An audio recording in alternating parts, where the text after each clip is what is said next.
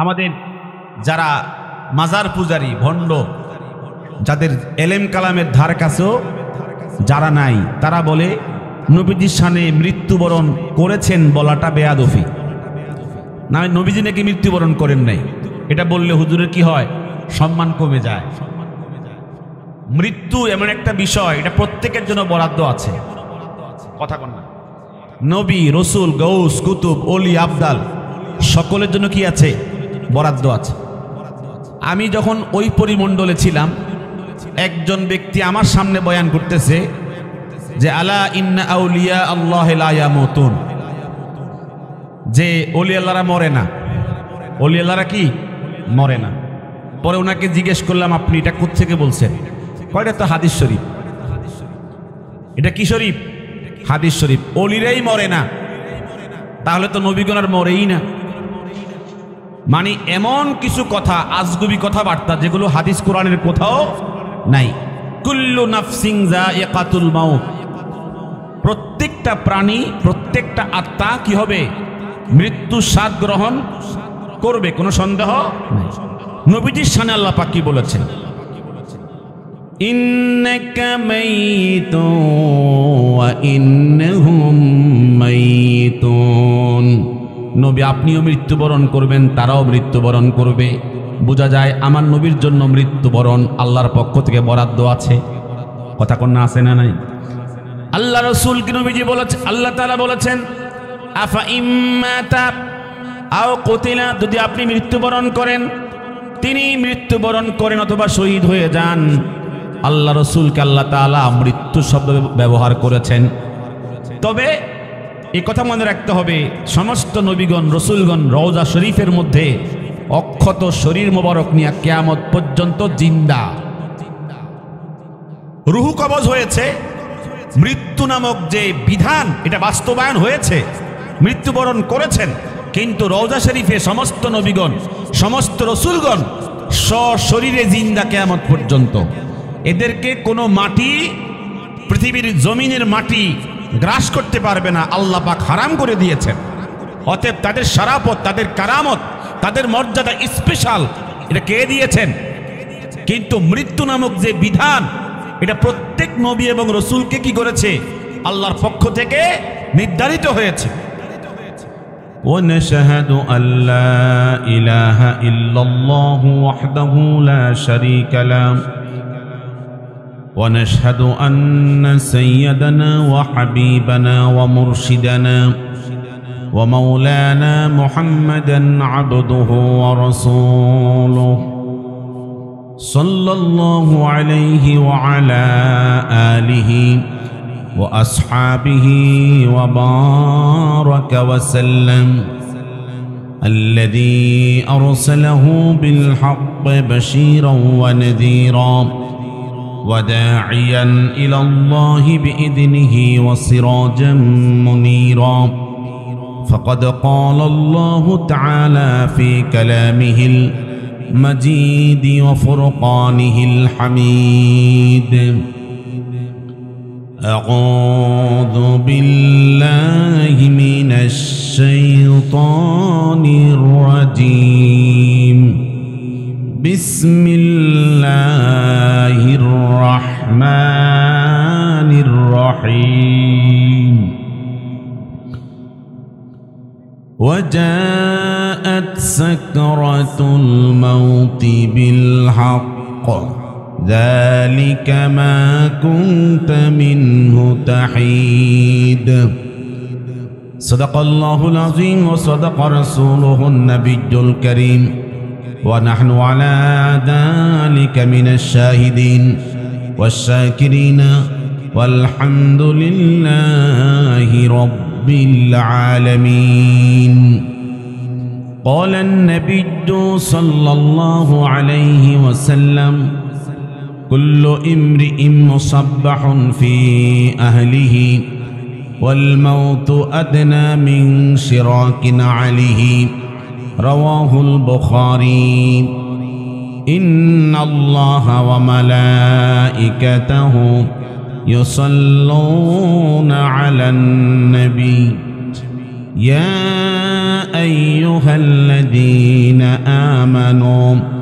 صلوا عليه وسلموا تسليما اللهم صل على محمد وعلى آل محمد كما صليت على إبراهيم وعلى آل إبراهيم إنك حميد مجيد اللهم بارك على محمد وعلى آل محمد كما باركت على إبراهيم وعلى آل إبراهيم إنك حميد مجيد بلغ العلا بكماله كشف الدجى بجماله حسنت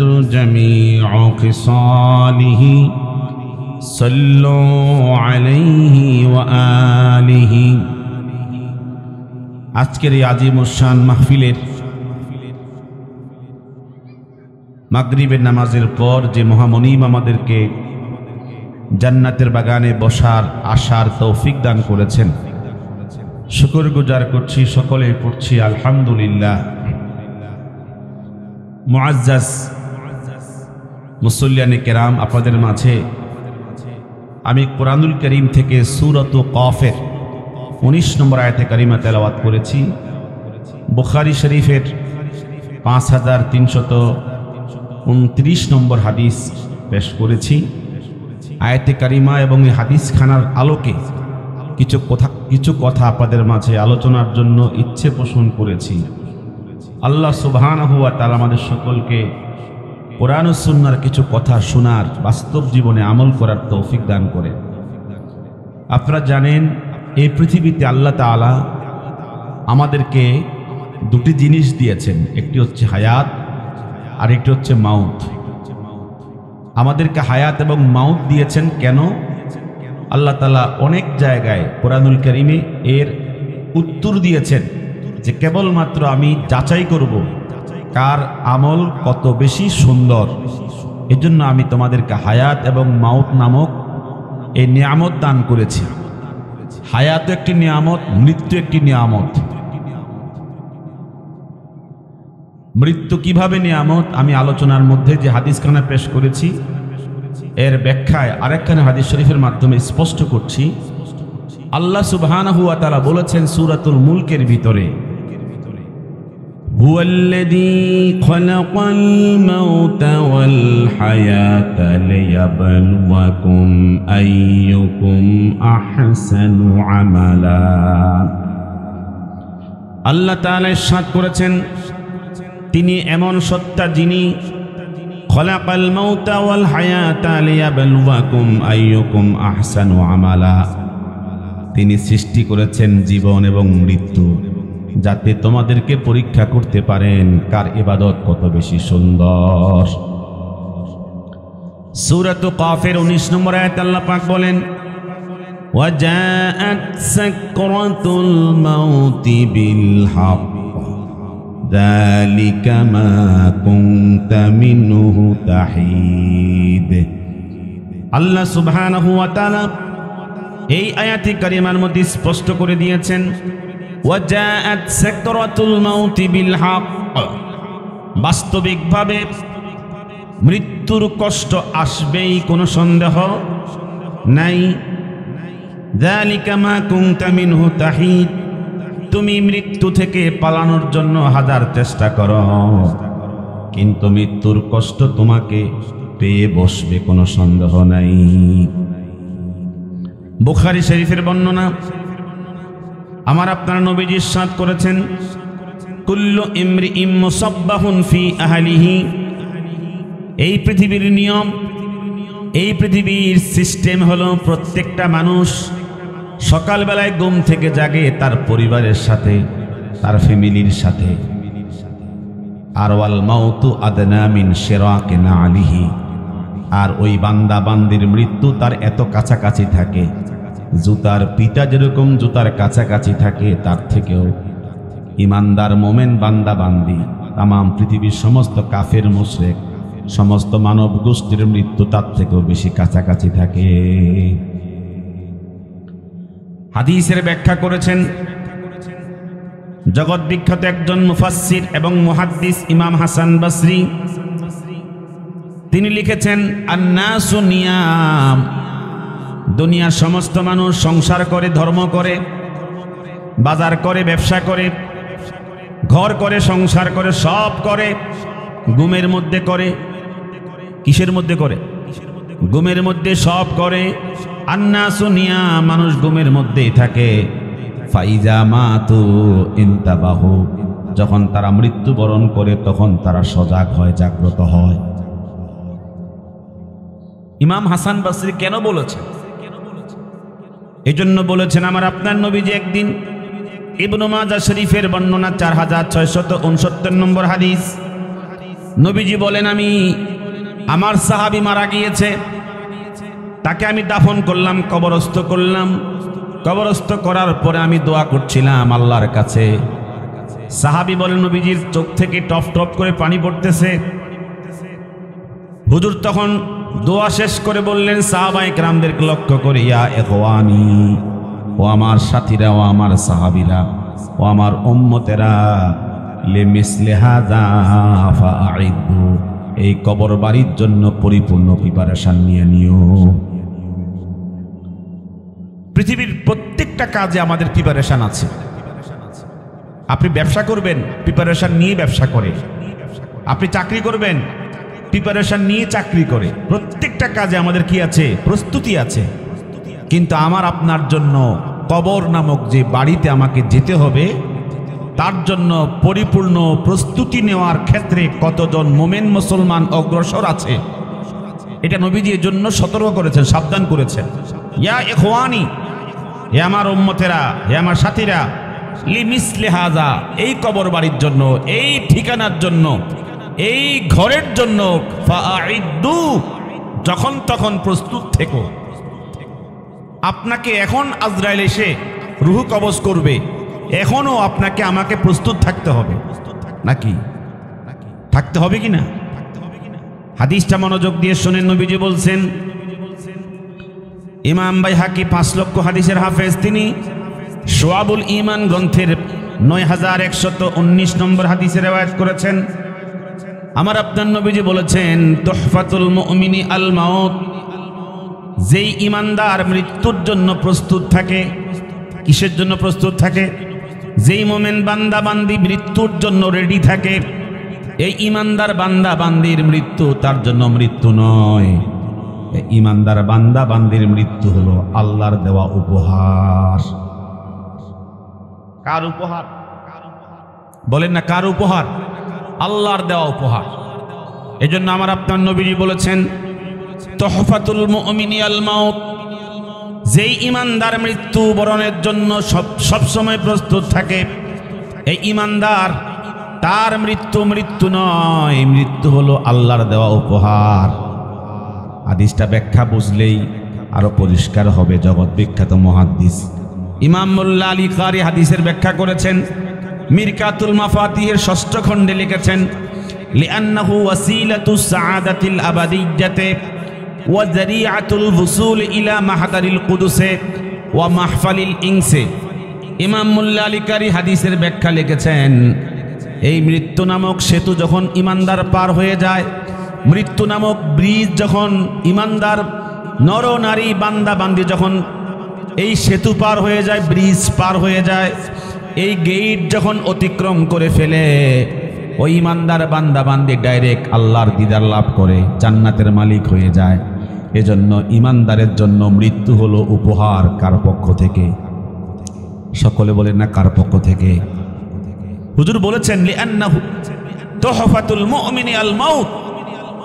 ইমাম মোল্লা আলীকের আলো লিখেছেন, ওয়া যারিআতুল ওয়ুসুল ইলা মাহদারিল কুদুসে, আল্লাহ তাআলার সামনে উপস্থিত হওয়ার জন্য, আল্লাহর দিদার পাওয়ার জন্য মৃত্যু হলো ইমানদারের জন্য মাধ্যম। ঠিক কি না?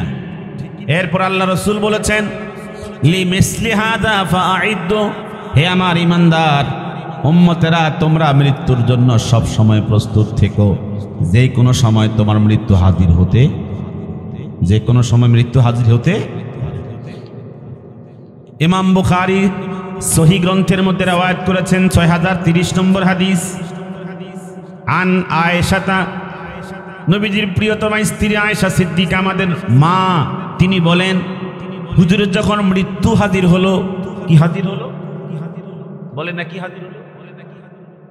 আমাদের যারা মাজার পূজারী ভণ্ড, যাদের এলেম কালামের ধার কাছেও যারা নাই, তারা বলে নবীজির শানে মৃত্যুবরণ করেছেন বলাটা বেয়াদফি, না নবীজি নাকি মৃত্যুবরণ করেন নাই, এটা বললে হুজুরের কি হয়, সম্মান কমে যায়। মৃত্যু এমন একটা বিষয়, এটা প্রত্যেকের জন্য বরাদ্দ আছে। কথা কন না, নবী, রসুল, গৌস, কুতুব, অলি, আবদাল সকলের জন্য কি আছে, বরাদ্দ আছে। আমি যখন ওই পরিমণ্ডলে ছিলাম, একজন ব্যক্তি আমার সামনে বয়ান করতেছে যে আলা ইন্না আউলিয়া আল্লাহ লা ইয়ামুতুন, যে ওলি আল্লাহরা মরে না, ওলি আল্লাহরা কি মরে না। পরে ওনাকে জিজ্ঞেস করলাম আপনি এটা কোত্থেকে বলছেন? কয়টা তো হাদিস শরীফ। এটা কি শরীফ? হাদিস শরীফ। ওলিরাই মরে না, তাহলে তো নবীগণ আর মরেই না। মানে এমন কিছু কথা, আজগুবি কথাবার্তা যেগুলো হাদিস কোরআনের কোথাও নাই। কুল্লু নাফসিন যায়িকাতুল মাউত, প্রত্যেকটা প্রাণী, প্রত্যেকটা আত্মা কি হবে, মৃত্যু স্বাদ গ্রহণ করবে, কোনো সন্দেহ নেই। নবীজির শানে আল্লাহ পাক কি বলেছেন? ইন্নাকা মাইতুন ওয়া ইন্নাহুম মাইতুন, নবী আপনিও মৃত্যুবরণ করবেন, তারাও মৃত্যুবরণ করবে। বোঝা যায় আমার নবীর জন্য মৃত্যুবরণ আল্লাহর পক্ষ থেকে বরাদ্দ আছে। কথা কন্যা আছে না নাই? আল্লাহ রসুল কি নবীজি বলেছেন, আল্লাহ তাআলা বলেছেন আফা ইম্মাতা আও কুতিলা, যদি আপনি মৃত্যুবরণ করেন, তিনি মৃত্যুবরণ করেন অথবা শহীদ হয়ে যান, আল্লাহ রসুলকে আল্লাহ তাআলা মৃত্যু শব্দ ব্যবহার করেছেন। তবে এই কথা মনে রাখতে হবে, সমস্ত নবীগণ রসুলগণ রওজা শরীফের মধ্যে অক্ষত শরীর মোবারক নিয়ে কিয়ামত পর্যন্ত জিন্দা, রুহু কবজ হয়েছে। মৃত্যু নামক যে বিধান, এটা বাস্তবায়ন হয়েছে, মৃত্যুবরণ করেছেন। কিন্তু রওজা শরীফে সমস্ত নবীগণ, সমস্ত রসুলগণ সশরীরে জিন্দা কিয়ামত পর্যন্ত। এদেরকে কোনো মাটি, পৃথিবীর জমিনের মাটি গ্রাস করতে পারবে না, আল্লাহ পাক হারাম করে দিয়েছেন। অতএব তাদের শরাফত, তাদের কারামত, তাদের মর্যাদা স্পেশাল, এটা কে দিয়েছেন? কিন্তু মৃত্যু নামক যে বিধান, এটা প্রত্যেক নবী এবং রসুলকে কি করেছে, আল্লাহর পক্ষ থেকে নির্ধারিত হয়েছে। হুজুর যখন মৃত্যুর সময়কালে, ইন্তেকালের সময়কালে, আয়েশা সিদ্দিকা বলেন, বুখারী শরীফের 6030 নম্বর হাদিস, নবীজির প্রিয়তমা স্ত্রী বলেন ইন্না রাসূলুল্লাহি সাল্লাল্লাহু আলাইহি ওয়াসাল্লাম কানা বাইনা ইয়াদাইহি রাকওয়াতুন আও উলবাতুন ফিহা মা, হুজুরের যখন মৃত্যুর সময় যন্ত্রণা চলতেছে, কি চলতেছে, যন্ত্রণা চলতেছে, এমন অবস্থায় নবীজি তার সামনে একটা পানির পেয়ালা ছিল। জোরে কোন কিসের পেয়ালা ছিল? পানির পেয়ালা ছিল। ফাজআলা ইউদখিলু ইয়াদাইহি ফিল মা, নবীজি পানির পেয়ালার ভিতরে দুই হাত মুবারক ঢুকাচ্ছেন।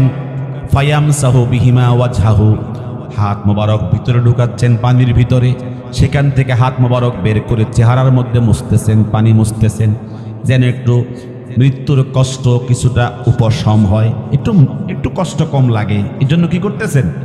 পানি দিয়ে চেহারা মুনাব্বার মুছতেছিলেন, চেহারা মুবারক মুছতেছিলেন। হাদিসের শেষের অংশ হচ্ছে ফায়াকুলু, এরই মধ্যে নবীজি বলছেন লা ইলাহা ইল্লাল্লাহ। নবীজি কালেমা পড়ছেন কেন? উম্মত যেন মৃত্যুর সময় কালেমা না ভুলে, কারণ মৃত্যুর সময় শয়তান কালেমা কেড়ে নেওয়ার জন্য চেষ্টা করবে। আর ইমানদার যেন কালেমা না ভুলে, হুজুর কালেমা পড়ছেন লা ইলাহা ইল্লাল্লাহ। নবীজি অন্য হাদিসের মধ্যে ইমাম নাসাই রওয়ায়াত করেছেন লাকিনু মাউতাকুম, তোমাদের মৃত্যু সজ্জায় সজ্জিত ইমানদারদেরকে তোমরা কালেমা শিখাইয়া দিও, কালেমা পড়াইয়া দিও, কারণ শয়তান কালেমা কেড়ে নিবে, তোমরা কালেমা শিখাইয়া দিও। লা ইলাহা ইল্লাল্লাহু মুহাম্মাদুর রাসূলুল্লাহ। এই কালেমা পড়ছিলেন নবীজি। এর হাদিসের শেষের অংশ শোনেন, হুজুর ফায়াকুল, হুজুর বলছেন, ইয়া হে আমার উম্মতেরা শোনো, ইন্না লিল মাউতে সাকারাত, মৃত্যুর সময় অনেক কষ্ট, অনেক যন্ত্রণা আছে। এই জন্য এই কষ্ট কেমনে সহ্য করবা একটু ফিকির করো, মাঝে মাঝে একটু ফিকির করো, কথা কর না, একটু ফিকির করো। ইন্না লিল মাউতে সাকারাত, নিশ্চয় মৃত্যুর সময় কষ্ট কম না বেশি? কথা কর, কষ্ট কম না বেশি? সাকরাতুনের বহু বচন সাকারাত, অনেক যন্ত্রণা, অনেক কষ্ট। এই জন্য আমার আপনার নবীজি ইমাম তিরমিজি 6 লক্ষ হাদিসের হাফেজ, তিনি সুনান গ্রন্থে হাদিস বর্ণনা করেছেন।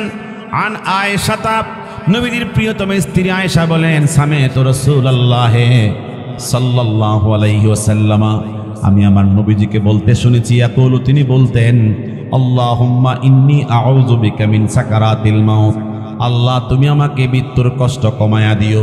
আমার নবী মৃত্যুর কষ্ট কমানোর জন্য দোয়া করেছেন। আমাদের প্রয়োজন কম, কি আমাদের প্রয়োজন কম? হুজুর নিজের মৃত্যুর যন্ত্রণা যেন কম হয় এই জন্য দোয়া করেছেন।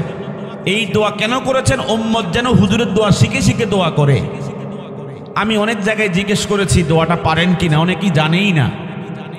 আল্লাহুম্মা ইন্নী আউযু বিকা মিন সাকারাতিল মাউত, আল্লাহ তুমি আমাকে মৃত্যুর সময় কষ্ট কমায় দিও। আল্লাহ পাক শুনলে মৃত্যুর কষ্ট কম হতে পারে কিনা বলেন? জোরে বলেন, হতে পারে কিনা?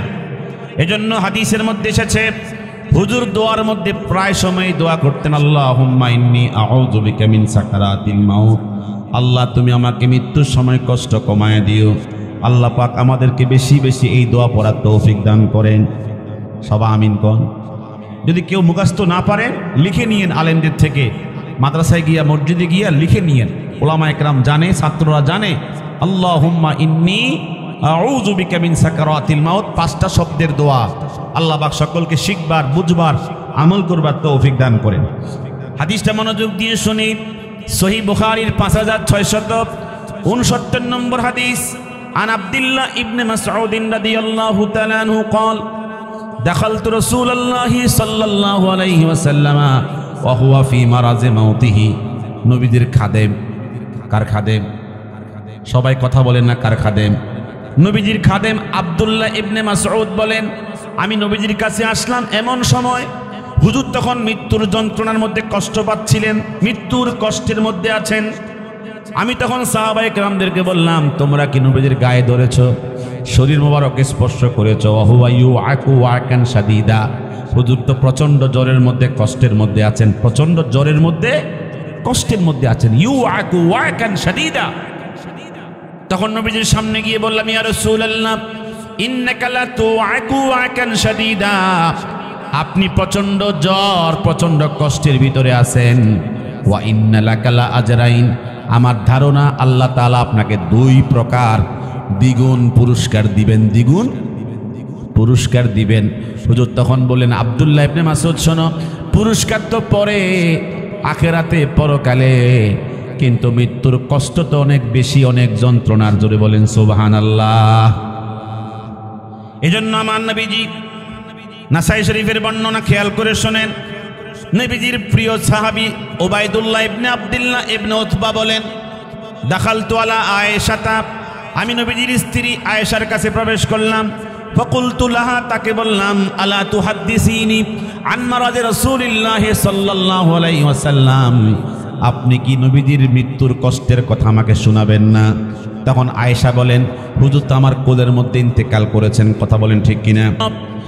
যখন নবীজি লাম্মা সাকুলান নবিয়্যু সাল্লাল্লাহু আলাইহি ওয়াসাল্লাম, হুজুর যখন মৃত্যুর কষ্ট বেড়ে গিয়েছিল, মৃত্যুর যন্ত্রণা যখন বেড়ে গিয়েছিল, হুজুর আমাকে বলছি, আয়েশা, ও আয়েশা, আসাল্লান নাস, আমার সাথীরা কি নামাজ পড়েছে, ঈশার নামাজ?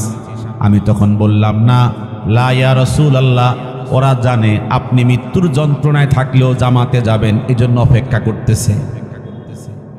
আপনি মৃত্যুর কষ্টের মধ্যে আছেন, ওদের এই বিশ্বাস যে আপনি জামাতে যাবেন, এই জন্য তারা নামাজ পড়ছে না। হুম ইয়ান্তাজিরুনাকা, আপনার জন্য অপেক্ষা করছে।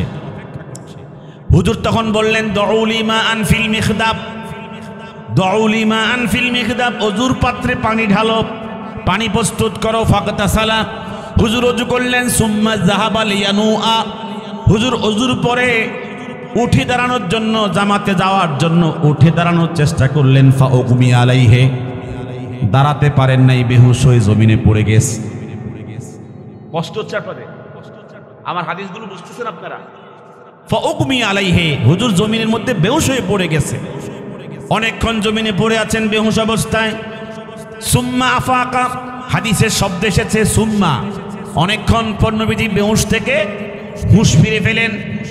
ফাকালা, নবীজি বললেন, ইয়া আয়েশা, ও আয়েশা, আসাল্লান নাস, সাথীরা কি জামাতে নামাজ পড়েছে?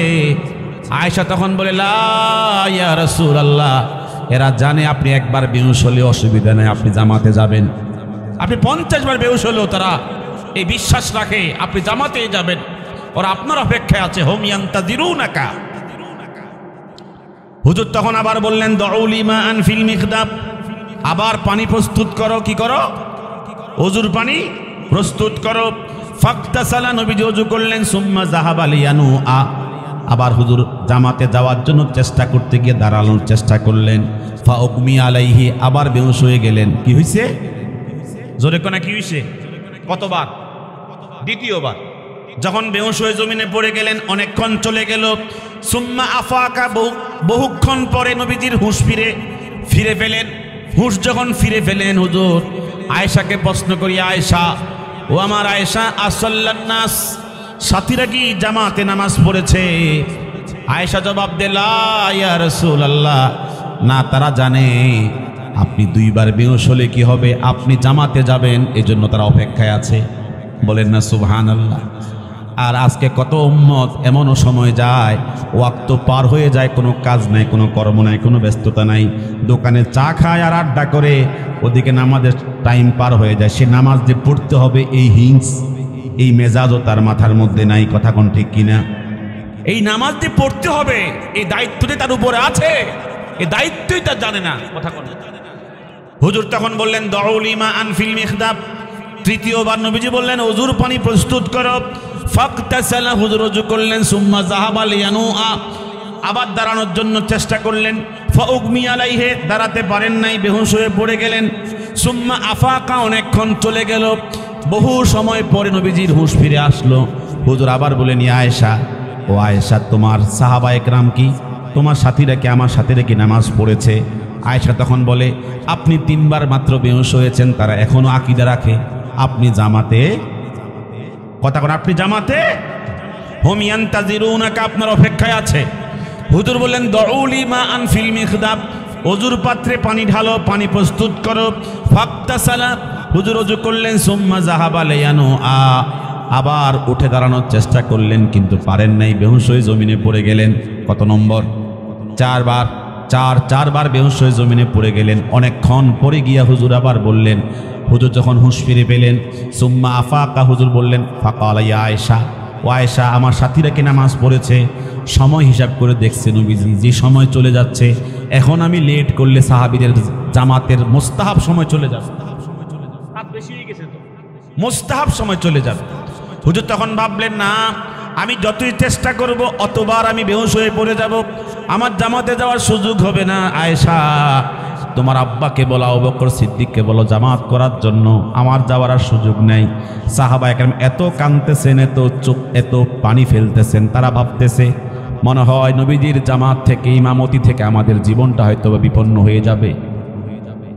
এইভাবে নবীজি কষ্ট করেছেন, চেষ্টা করেছেন।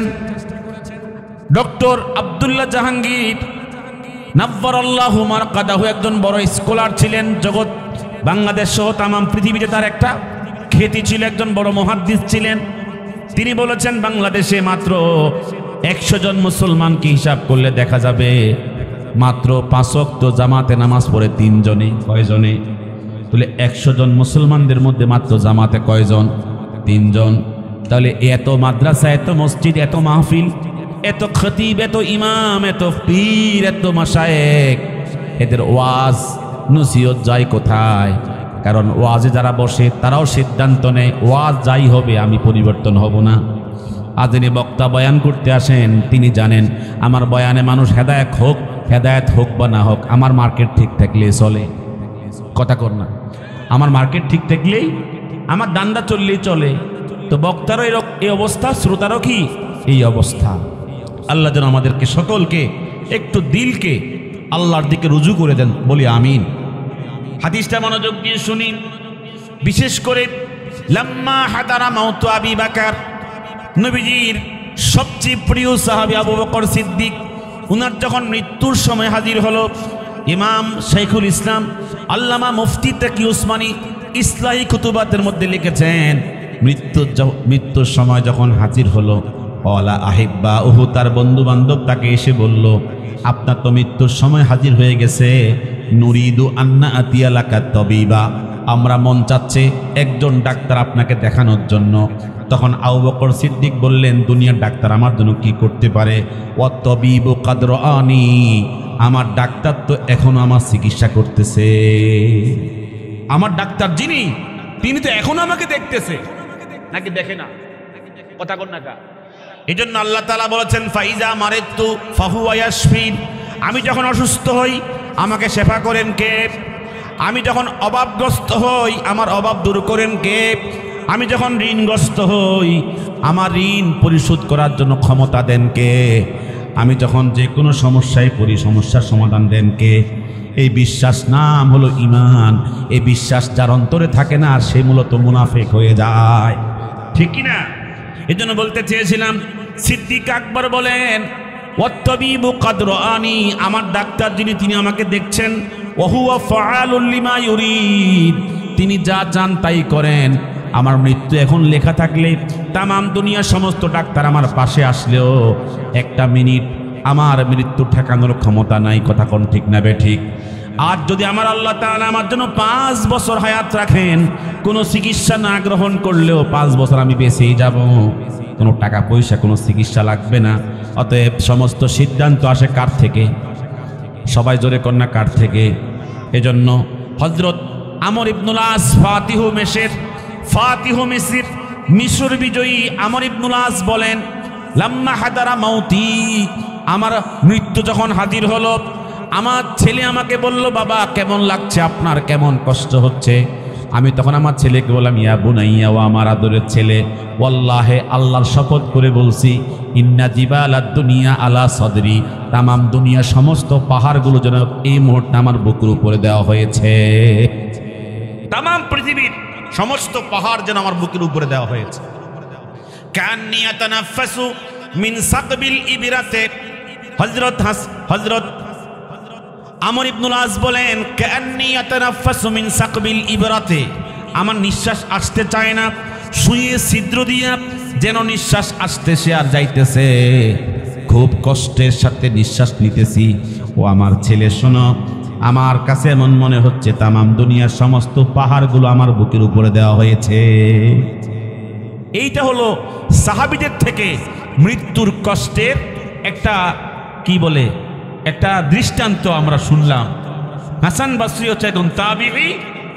হাসান বসরি বলেন, আমার ছেলেরা আমাকে বলছে, ডাক্তার তো অনেকক্ষণ বসে আছে, একটু আপনার চিকিৎসা করা দরকার, আপনাকে একটু দেখা দরকার, আপনি কি অবস্থায় আছেন? তখন তিনি বললেন, এই আমার ছেলেরা, ডাক্তার থাকুক, শোনো, লিখে রাখো, একটা কথা লিখে রাখো, অত্তবিবু ওয়াল মাতবুবু ইয়ামুতান, ডাক্তারও মরে রোগীও মরে। কথা কন না কা? ডাক্তারও মরে রোগীও মরে। শোনো তোমরা, এই ডাক্তার আমাকে দেখবে, যদি আমি জানতাম ডাক্তার কখনো মরে না, তাহলে হয়তো বুঝতাম তার কাছে কিছু আছে। কথা কন না? সুতরাং ডাক্তারও মরে রোগীও মরে, আমার কি চিকিৎসা করবে?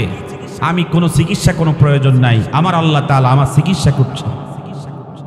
বলতে চেয়েছিলাম কোরআন কারীমের থেকে সূরাতু খাফের 19 নম্বর আয়াতে কারিমা যেটা পড়েছি, আল্লাহ তাআলা বলেছেন, ওয়াজাআত সাকরাতুল মাউতি বিল হক, মৃত্যুর কষ্ট যন্ত্রণা আসবেই, যালিকা মা কুনতা মিনহু তাহিদ, তোমরা এই মৃত্যু থেকে হাজার চেষ্টা করেও পালানোর চেষ্টা করেও পালানোর সুযোগ নাই। আল্লাহ তাআলা বলেন, লাকাদ কুনতা ফি গাফলাতিন আন হাযা, তোমরা ছিলে এই মৃত্যু থেকে উদাসীন, ফাকাশাফনা আনকা গিতাআক, আমি তোমাদের পর্দা সরিয়ে দিয়েছি, অর্থাৎ মৃত্যু দিয়েছি। ফাবাসারুকা আল-ইয়াওমা হাদীদ, আজকে তোমার চক্ষু কি হয়ে গেছে? নিথর হয়ে গেছে, পাথরের মতো। আজকে সন্তান কাঁদে, স্ত্রী কাঁদে, আত্মীয় স্বজন কাঁদে, কিন্তু তুমি কিছু বলার ভাষা নাই। আল্লাহ পাক আমাদের সকলকে যেন মৃত্যুর আগে মৃত্যুর জন্য পরিপূর্ণ প্রস্তুতি গ্রহণ করার তৌফিক দান করেন। সকলে বলি আমিন। ওয়াসসালামু আলাইকুম ওয়া রাহমাতুল্লাহি।